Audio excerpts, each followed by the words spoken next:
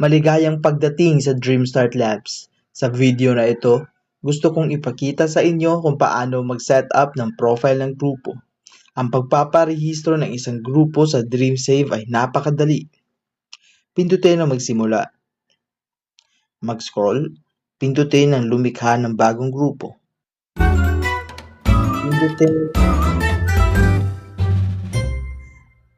Pindutin ang magsimula tayo. Madali ang paggawa ng grupo sa DreamSave app. Kailangan lang naming punan ng mga impormasyon sa ibaba. Magsimula tayo sa profile ng grupo. Pumili ng logo na pinakamahusay na kumakatawan sa aktibidad o makeup ng iyong grupo. Ilagay ang pangalan ng grupo at ang lokasyon ng grupo. Tandaan, ang lokasyon ay maaaring kung saan nagkikita ang grupo, nayon, distrito o tahanan ng isang miyembro kung saan nagkikita ang grupo.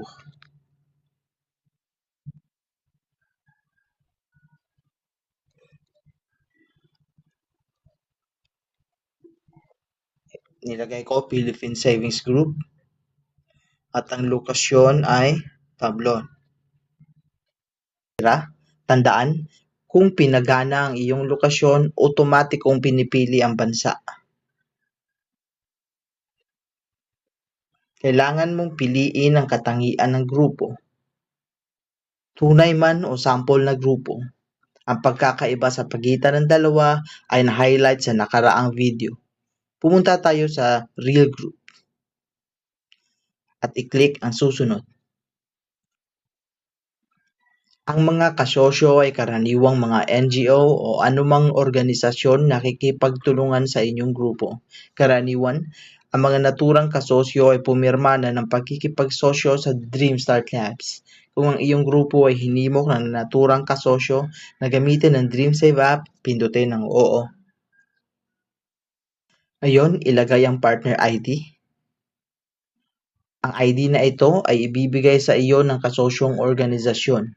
Gagamitin ko ang 111 para sa demo video na ito.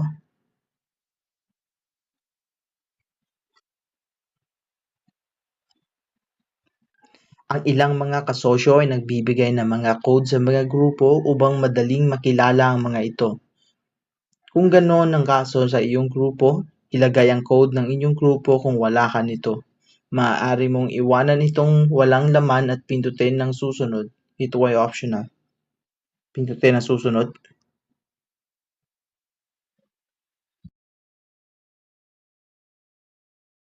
Ang grupo ay kailangang magpasya kung papayagan ng partner na makita ang kanyang kolektibong data.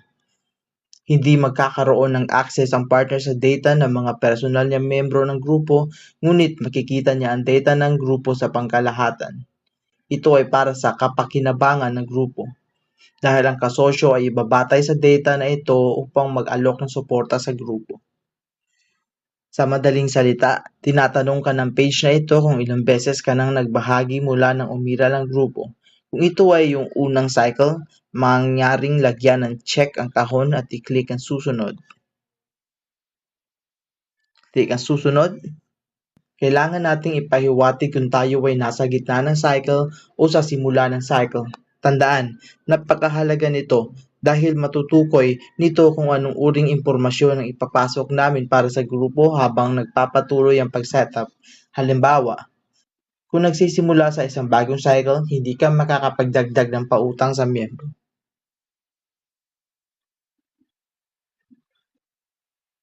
Lagyan ng check ang unang cycle at pindutin ang susunod. Kailangan nating ipakita kung tayo ba ay nasa gitna ng cycle o nagsisimula ng cycle. Piliin natin na tayo ay nasa kalagitnaan ng isang cycle. Pindutin ang susunod.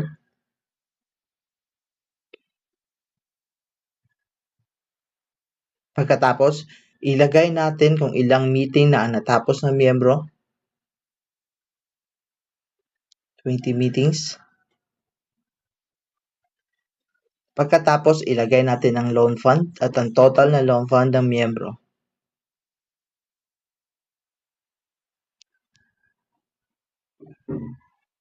At lagyan na rin natin ng social fund.